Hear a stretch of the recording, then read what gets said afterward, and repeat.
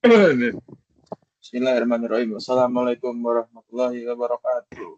Waalaikumsalam Waalaikumsalam warahmatullahi warahmatullahi wabarakatuh. wabarakatuh. Oke, selamat siang semuanya. Nama saya Muhammad Arif Fadilah. Saya dari kelompok 11. Oke, dan di dalam rekaman ini, saya dan teman-teman saya akan mencoba mempresentasikan soal ethical issues dalam ICT. Untuk part pertama akan dijelaskan oleh Dara Ibrahim. Oke, langsung saja ya.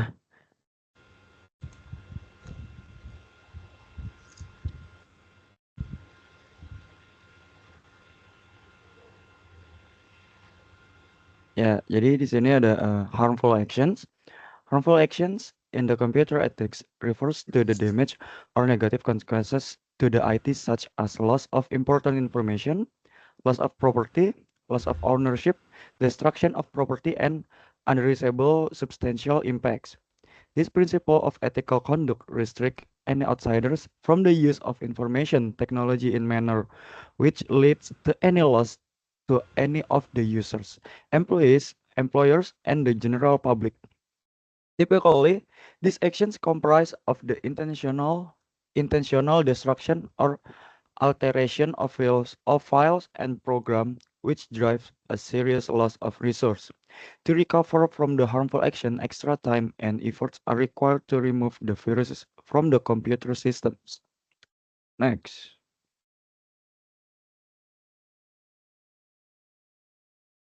And these types of harmful actions, and the first is cybercrime. Cybercrime includes any illegal activity carried out using computers or the internet. It is one of the most common forms of harmful actions in the digital age. Actions such as malwares, phishing, and DDoS attacks are included in this. And the second is cyberbullying and online harassment. Digital platforms have also become tools for harassment, especially among teenagers and young adults through social media, messaging apps, and forums. People can be harassed, bullied, or treated anonymously. Cyberbullying often leads to depression, anxiety, and in severe case suicide. And the last is dissemination of harmful content. Not all IT-related harm is technical. Some of the most widespread damage come from the distribution of harmful or illegal information. Ya, selanjutnya akan dibacakan oleh Muhammad Aji Ilhamur Rahman. Silahkan. Okay, thank you, Raka. Okay, for the next slide, we will discuss about personal privacy. Yeah, the personal privacy in the world of information technology or IT or ICT. Personal privacy means giving every person the right to control their own data. This is include any kind of personal information they want to store or share, no matter the purpose or how long it will be stored. This is basic. Yeah, this is how the basic human rights. However, the problem begins when the organization or individual collect or use someone personal data without clear permission. This is where ethical issue appear, especially if the consent was never given or not fully informed. Okay, next slide. Okay, in this slide, we will discuss about the challenges in personal privacy. The first one is excessive data collection. Yeah, some apps or service ask for too much data, more than they actually need. For example, weather apps might the weather app might ask for access to your location, contacts, or even your microphone. Yeah, the things that have nothing to do with weather updates. And the second one is lack of transparency. Most users don't read or don't understand about the privacy policy because they are written in complicated legal language. This is cause of people to give consent without fully knowing they are agreeing to how their data might be shared with other participants. This is these challenges show us how important it is to protect user right and improve communication between user and service providers. Okay, next slide. Okay, in this slide we will discuss about example of privacy breach. Yeah, here are some real life example of privacy breach that happen in Indonesia. The first one, we have the PDNS data breach in June 2024. The National Data Center managed by Kominfo was attacked by a hacker or by ransom. This is attack shut down public service and exposed personal data of millions of Indonesian citizens. The hacker even asked for $1 million for fix or for in ransom dah. Okay, the second one. The second one is Tokopedia breach. One of Indonesia's largest e-commerce sites. Yeah, you know the Tokopedia was hacked in 2021. Over billion user account were leaked and sold on the dark web. This data include names, email, and password that could be used for fraud or accounting hacking. And the last one is illegal online loan application. There are many online loan apps in Indonesia that are not officially from national. This app often collect usernames, phone number, ID card number, and even your photos. This data can easily be sold or misused by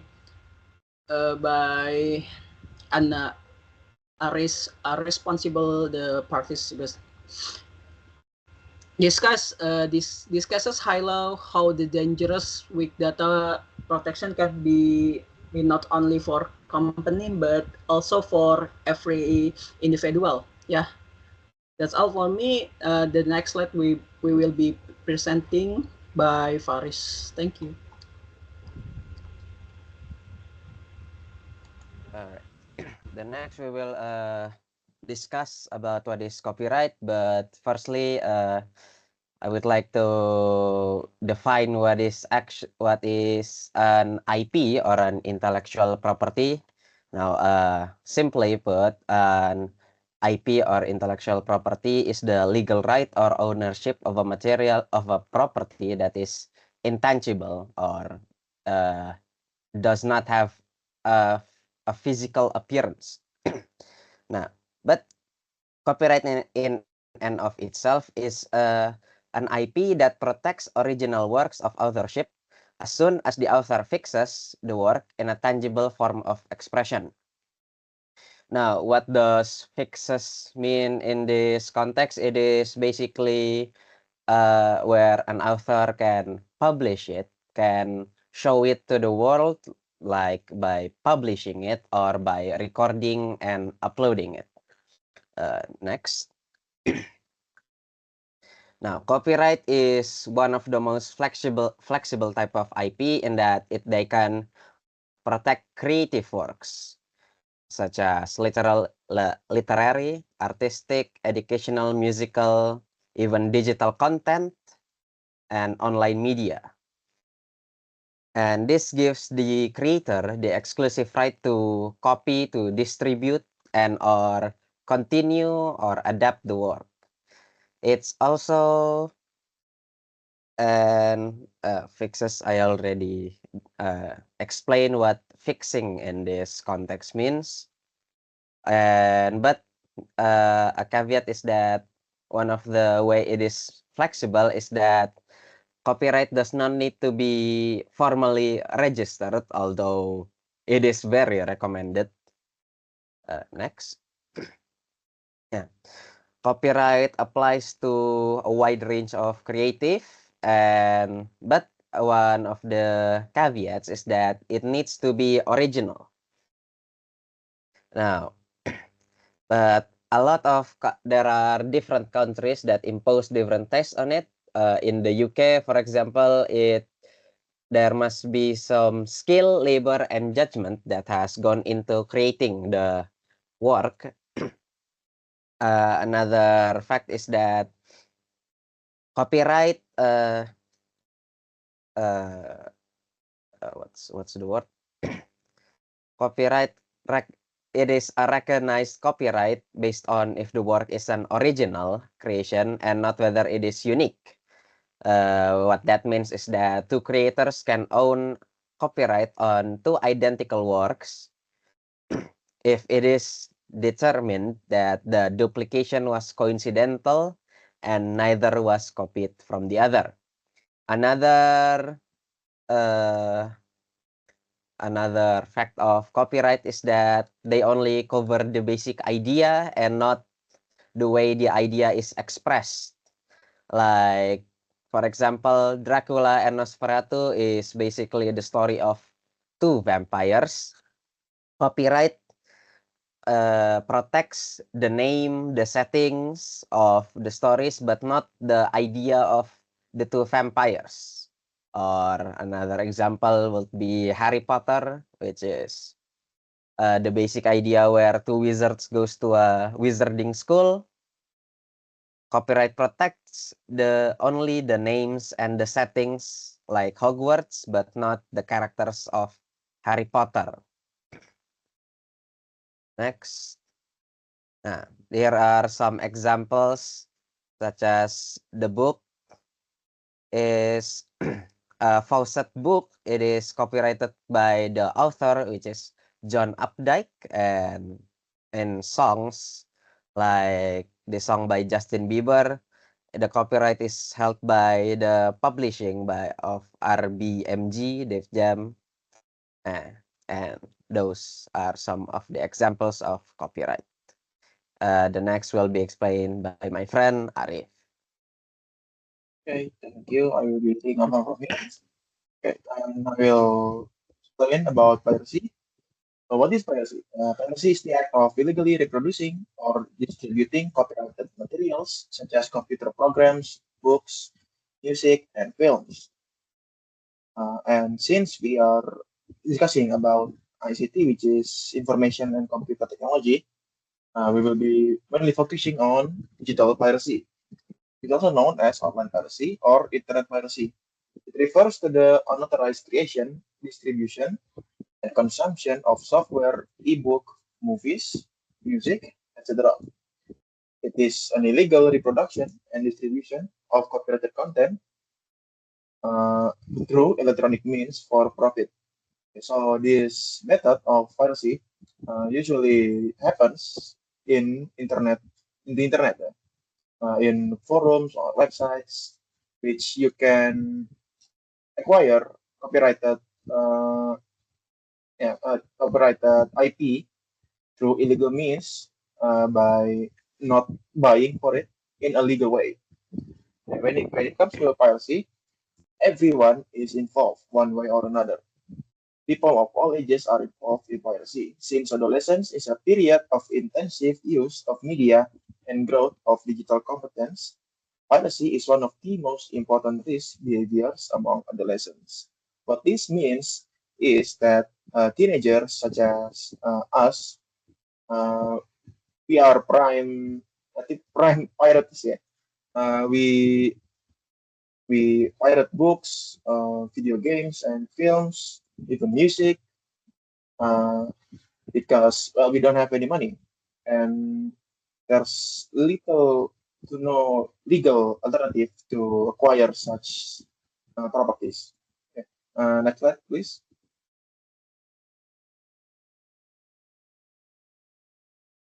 And here are some of the causes of piracy. The first one is technological ease and accessibility. What this means is that digital piracy uh, is easy now because digital content can be copied and shared. Digital files, unlike physical goods, can be perfectly duplicated at virtually no cost and transmitted instantly over the internet. So you can upload, let's say, a film through a website, and other users of that website can also access that film and they can download it illegally. Second is high cost and limited legal availability. The most popular reason for digital piracy is the unwillingness to pay the full price of a digital content. In many regions, especially developing countries such as Indonesia and many other third world countries, the cost of licensed software, media, or games is disproportionately high relative to local incomes. For example, a full price video game, AAA video game, now costs about $70 US dollars. Meanwhile, the I think monthly income for Jakarta, the well, it's not really the capital anymore, but still it is a really big city in Indonesia. It's only around 3.5 million rupiah, uh, which in turn in dollars, I think it's around 400 or 500. And what this means is if you buy one video game full price without any discount, you could ultimately be cutting your own salary by around 20 or 30%. And that is one of the main reason why many people in developing countries resort to piracy other than buying said property in a legal way. And the third reason is social norms and additives. Social and cultural factors also shape piracy behavior. In some communities, pirating software or media is not viewed as a serious or more moral or legal violation, but rather as an acceptable or even normal practice. Another example is, of course, in Indonesia, since we have a lot of, I think, films and games bootleggers. What that means is that they record or take a film or a file of a video game and then they reproduce it by putting it into disc and then they will sell it uh, in a much lower price, like around 6,000 rupiah, which is around 50 cents US dollars. And by that, by that definition, since it is so normalized, right? Almost everyone in Indonesia here thinks that piracy is normal because the legal way or the original property that they are trying to buy is just too high of a price. And thus, since it become normalized, people are just okay. So there's a new film coming out. We'll just wait for it to be uploaded on our website, and then we can watch it for free. It is not normalized in here, unlike other countries such as Japan or US. Okay. Next slide, please. Yeah. These are some legal alternatives if any of you want to buy or support your creators. Okay, the first one is Google Books, which is what you could use to buy or access legal books or ebooks in a legal way. Can I hit a control now? Let me share my screen first. Okay. So first off, Google Books.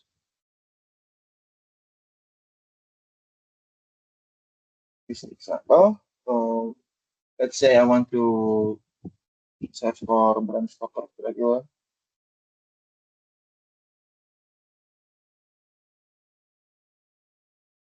And there we go. There's a book in English no less. It is English. Personally, the page is 96. It's in paperback and it's author. The other editions, if you want to do, and here is the how you can acquire a physical copy through Amazon or Barnes and Noble. Indonesia, you could get it from Kinokuniya or Gramedia. And okay, so the next alternative is, I think it's Spotify. Yes. Okay. For music, you can use Spotify. It is paid, however, you have to pay a monthly subscription. The normal price is around 56,000, which is around, I think, $5.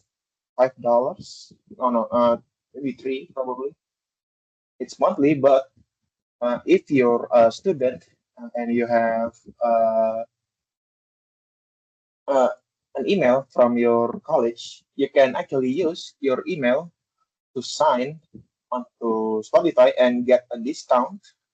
It's around 50%.